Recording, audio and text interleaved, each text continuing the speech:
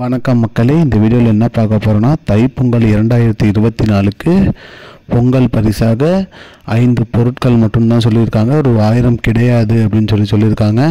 அது என்ன அப்படிங்கிறத பற்றி தான் இந்த வீடியோவில் பார்க்க போகிறோம். நம்ம சேனலுக்கு யாராவது புதுசாக வந்திருந்தீங்கன்னா மறக்காமல் நம்ம சேனலை சப்ஸ்கிரைப் பண்ணி வச்சுக்கோங்க.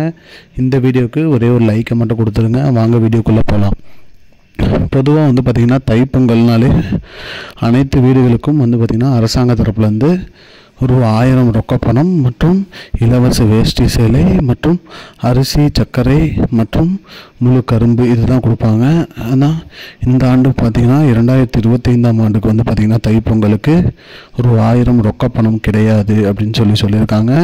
அது என்ன எதனால் அப்படின்னு பார்த்திங்கன்னா அரசு நிதி நெருக்கடி இருக்குது அப்படிங்கிற மாதிரி சொல்லியிருக்காங்க. மேலும் தைப்பொங்கலுக்கு கொடுக்குற இலவச பொருட்களுக்கே 228 கோடி ரூபாய் அரசுக்கு செலவாகுது அப்படிங்கிற மாதிரி சொல்லியிருக்காங்க. அது மட்டும் இல்லாமல் 2,20,00,000 ரேஷன் கார்டுகளுக்கும் பார்த்திங்கன்னா ஒரு 1000 கொடுத்தா இதனால் அரசுக்கு நிறைய இழப்பீடு ஏற்படும் அப்படிங்கிற மாதிரி சொல்லியிருக்காங்க.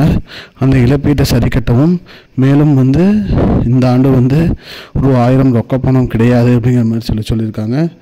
நிறைய எதிர்கட்சிகள் மற்றும் சிறிய கட்சிகள் அனைத்துமே பார்த்திங்கன்னா ஒரு 1000 ரொக்க பணம் வழங்க வேண்டும் அப்படிங்கிற மாதிரி சொல்லியிருக்காங்க. அது கொடுக்குறாங்களா என்ன அப்படிங்கிறத பார்க்கணும், பொறுத்திருந்து தான் பார்க்கணும். அது மட்டும் இல்லாமல் நாளை ஜனவரி 3ஆம் தேதிங்கிறதுனால இது டோக்கன் வெளியிடுறாங்க. டோக்கன் பார்த்திங்கன்னா அனைத்து ரேஷன் கடைகள்லையுமே போய் வாங்கிக்கலாம்.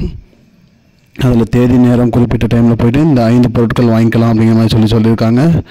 இதுதான் மக்களே இப்போதைக்கு முக்கியமான பயனுள்ள தகவல். இது போன்ற பயனுள்ள தகவலை தெரிஞ்சுக்கொள்ள நம்முடைய சேனலை மறக்காமல் சப்ஸ்கிரைப் பண்ணி வச்சுக்கோங்க. இந்த வீடியோ உங்கள் ஃப்ரெண்ட்ஸ் அனைவருக்கும் ஷேர் பண்ணுங்கள். நன்றி மக்களே, இன்னொரு வீடியோவில் சந்திப்போம். I don't understand your jokes, man. Because it's not a joke. முன்ன பின்ன தெரியாத ஒரு பையனுக்காக subscribe விடுற அந்த மனசு இருக்க, அதான் கடவுள்.